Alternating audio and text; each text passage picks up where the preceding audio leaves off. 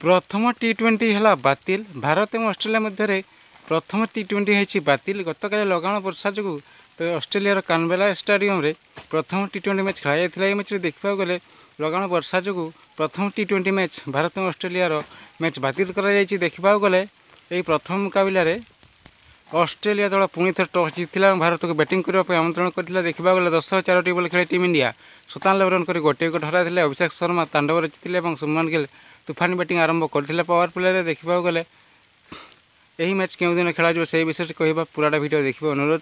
देखा गले 5 ओवर बेलू टीम इंडिया 41 रन कर गोटे विकेट हराई। पुणी वर्षा होता तेणु एम्पायर अधघंटा मैच बंद रखी। यहाँ आरंभ होता 18 ओवर मैच विष्ट कर किंतु पुणी थे वर्षा वाला 9/4 बॉल बेलू देखा गले 57 रन कर। यहाँ वर्षा छाड़ी ना तेणु यहाँ मैच एम्पायर एबंडोनेट करदे और बातिल करागला यही मैच को। तेज चलतु जाना संपूर्ण खबर विषय।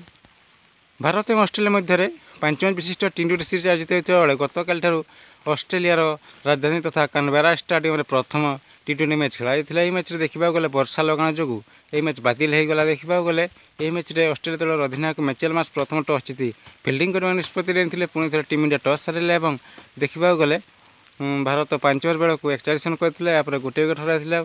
पुणी वर्षा जो खेल बंद रही आरंभ होता देखा गले पुणी वर्षा जो 10 ओवर बैटिंग कर पाता टीम इंडिया।